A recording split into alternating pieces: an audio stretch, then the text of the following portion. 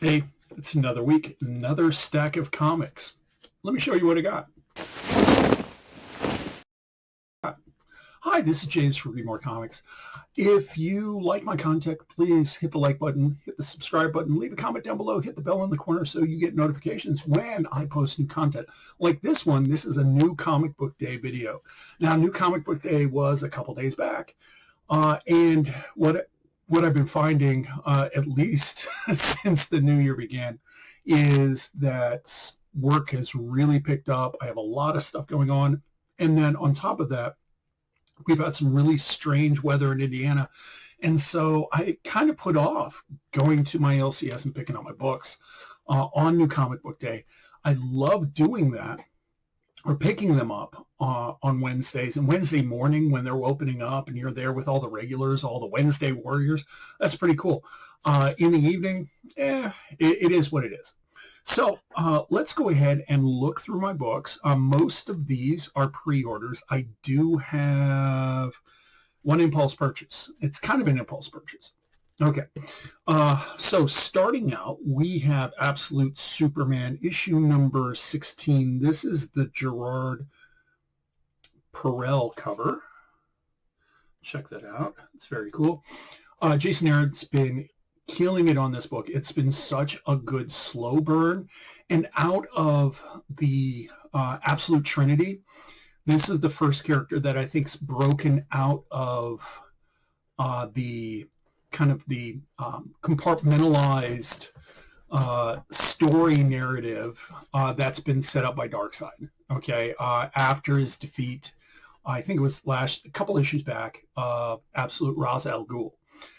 Granted, Absolute Batman did totally destroy Absolute Bane, but he's clearly not the mastermind behind everything, you know.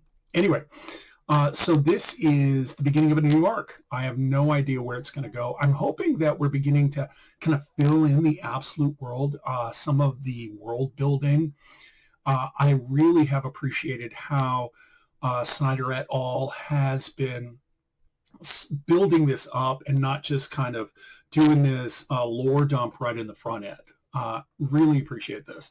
And this, out of the Absolute books, this I don't think gets as much attention as Wonder Woman or Batman does, which is okay. It's still an awesome book. Definitely recommend this. Another jumping on point for new readers, we have Batman issue number 6. This is the A cover by Jorge Jimenez.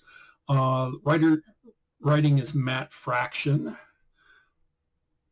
Here we see right down here, Monster Smash. I saw in League of Comic Geeks that it mentioned something about Monster Man, and it had me do a flashback. So this is 5-6 years ago, more than that, when Rebirth began. Tom King was on Rebirth, and there was a crossover between Detective Comics and Batman involving the Monster Man and like kaiju-like things. And it was supposed to be a very Silver Age story. Not my real cup of tea, you know. I went along with it because it was what, you know, I'm a Batman fan, and I wasn't going to just drop it because of that. I'm hoping that's not this. Looking at the cover, it looks like we have some zombie-looking characters down here. Fraction's been swinging for the fences on this book, and if it wasn't for Absolute Batman, I think this would be getting a lot more heat than it has been. Jorge Jimenez has totally, in my opinion, changed his style. Like the layout for the panels on each page, very different, very, very different than what we saw in his run just, you know, last year with Chip Zdarsky. Here's a one-shot. We have DCKO Boss Battle, issue number 1. This is the Patrick Horvath cover.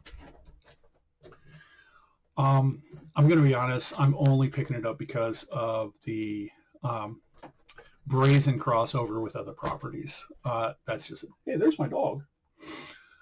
Anyway, I went with the Patrick Horvath cover because I dug Beneath the Trees. If you haven't read Beneath the Trees, Where Nobody Sees, get the trade. It's well worth your read. I'm waiting for the, there's another volume. I'm waiting for that trade to come out. Terrible trade raider. wait to, anyway, I thought just this cover right here, we have two psychopaths, you know, buddying up on that. I thought this was cool. And what struck me out of all the variant covers for this issue, this is the one that was sold out. So, at least in my LCS. Then we have a new comic, Godzilla Infinity War. This is the C cover. So if you read, what was it?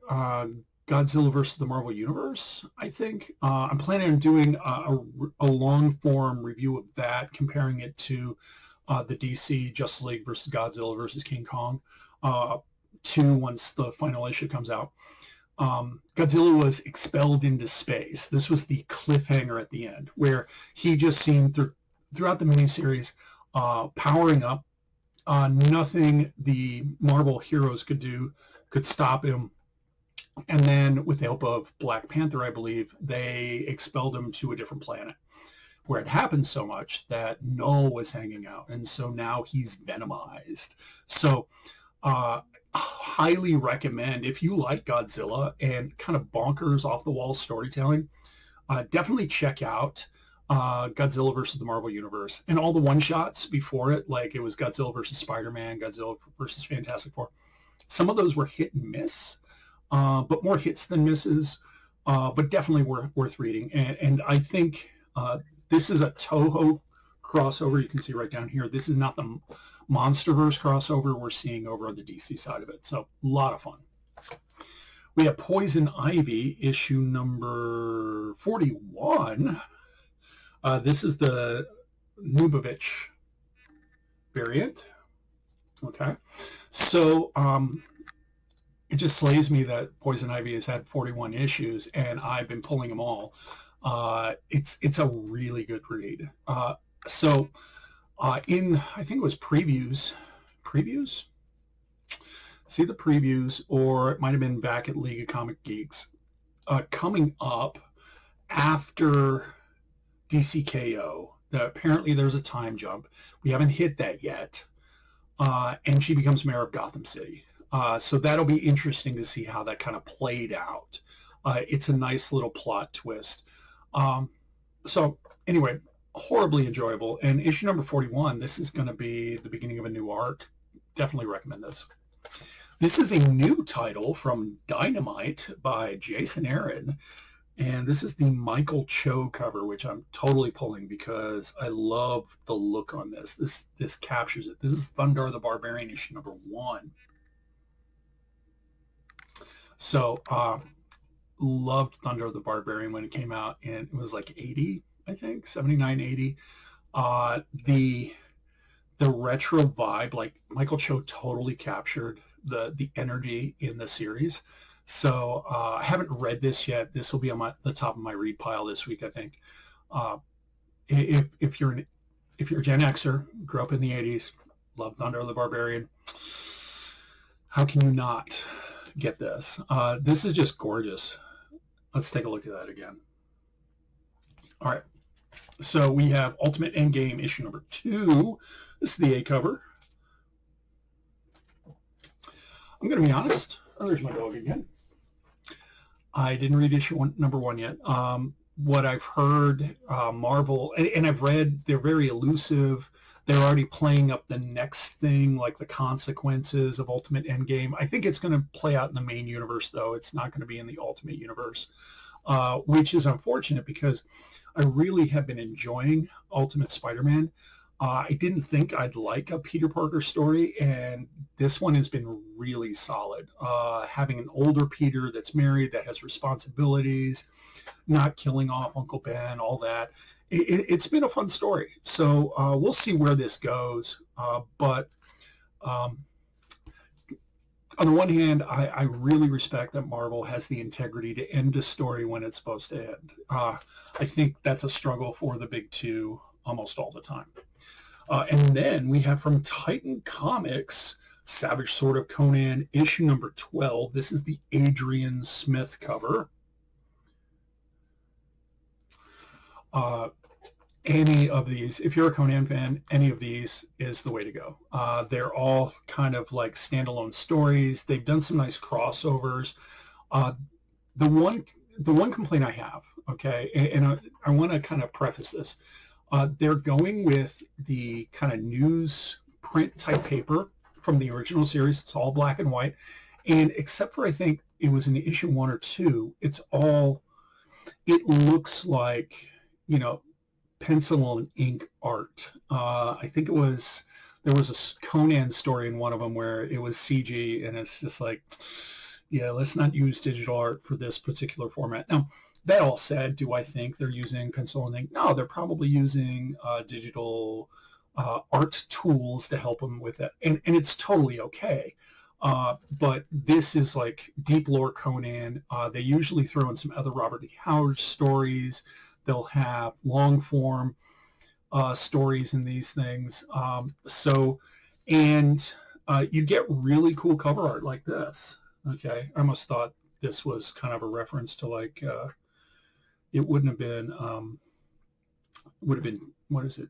It doesn't matter. I thought he was a wrestling champion. Anyway, now here's the downside. Titan could make the cover just a little thicker paper stock because they get dings like this right here. We got one right up here, and this is just from shipping, you know. But looking at it, you know, this is a $7 magazine, and I'm pretty happy with that. So those are all my pulls. These are quarterly, I think. Here is my impulse buy. So this goes back a couple weeks. I was at Half Price Books. I saw this. Now, I kind of picked up on the theme and previews catalog, I think, or it was the image previews catalog. And I thought it was a really cool concept, but my pull list is kind of bloated, and I'm trying to thin it back to allow me extra comic budget for really kind of back issue comic goal stuff.